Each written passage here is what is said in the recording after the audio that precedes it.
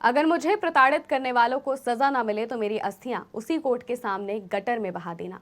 ये शब्द अतुल सुभाष के हैं, जिन्होंने अपनी जान लेने से पहले करीब 1.5 घंटे का वीडियो रिकॉर्ड किया और इसके साथ ही 24 पन्ने का नोट भी था जो अतुल अपने पीछे छोड़ कर गया। अतुल ने सबूत के साथ अपनी पूरी कहानी दुनिया के सामने रखने की कोशिश की। यह अतुल का तरीका था लोगों का ध्यान एक ऐसे मुद्दे पर लाने का जिस पर कोई बात नहीं करना चाहता।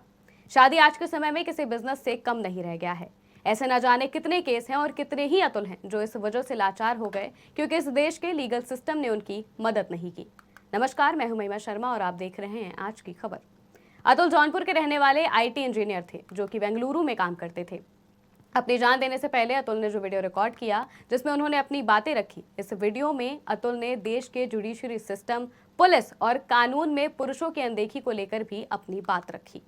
इसके अलावा उन्होंने जौनपुर की फैमिली कोर्ट की जज पर भी गंभीर आरोप लगाए। अतुल सुभाष ने अपनी पत्नी को अपनी मौत का जिम्मेदार बताते हुए कहा कि उसने सेटलमेंट के लिए पहले 1 करोड़ रुपए की डिमांड की, लेकिन बाद में 3 करोड़ रुपए की मांग करने लगी। इतना ही नहीं, बेटे का चेहरा तक नहीं देखने दिया। पत्नी के पिता की शादी के बाद बीमारी से मौत हुई, लेकिन ससुराल वालों ने इसके लिए भी हत्या की एफआईआर करा दी। अतुल के आरोप के मुताबिक फैमिली कोर्ट में जज ने मामला सेटल करने के लिए 5 लाख रुपए मांगे। उन्होंने कहा कि जज के सामने ही पत्नी ने उससे पूछा कि तुम मर क्यों नहीं जाते, और जज ये सुनकर ठहाका मारकर हंसने लगी। अपने वीडियो में अतुल सुभाष ने जौनपुर की जज पर भी उत्पीड़न और घूस मांगने का आरोप लगाया।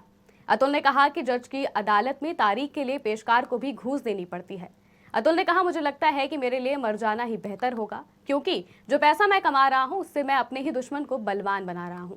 मेरा कमाया हुआ पैसा मुझे ही बर्बाद करने में लग रहा है। मेरे ही टैक्स के पैसे से ये अदालत, ये पुलिस और पूरा सिस्टम मुझे और मेरे परिवार और मेरे जैसे और भी लोगों को परेशान करेगा।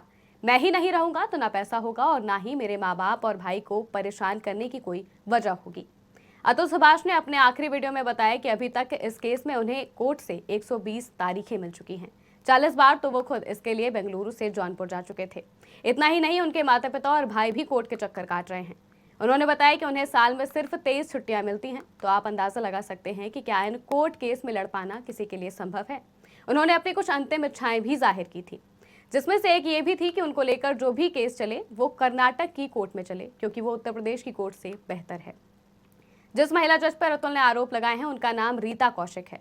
सोशल मीडिया पर उनके खिलाफ भी लोगों का गुस्सा फूट रहा है, क्योंकि जिस न्यायाधीश की कुर्सी पर बैठकर उन्होंने कथित तौर पर अतुल को प्रताड़ित किया, दुर्भाग्य से उनका काम उसी कुर्सी पर बैठकर निष्पक्ष होकर न्याय करना है, जो कि शायद उन्होंने नहीं किया।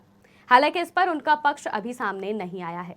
अपने वीडियो के आखिर में अतुल ने कुछ ऐसा कहा जिसे सोचकर लगा कि वो इंसान आखिर कितना टूट चुका होगा इस व्यवस्था और अपने साथ हो रहे अत्याचार से कि उसने इतना बड़ा कदम उठाया।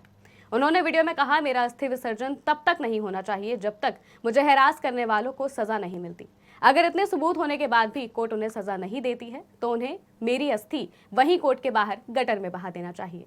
इस केस में अभी और पक्ष सामने आने बाकी हैं। फिलहाल के लिए बस इतना ही। आप देखते रहिए आज की खबर।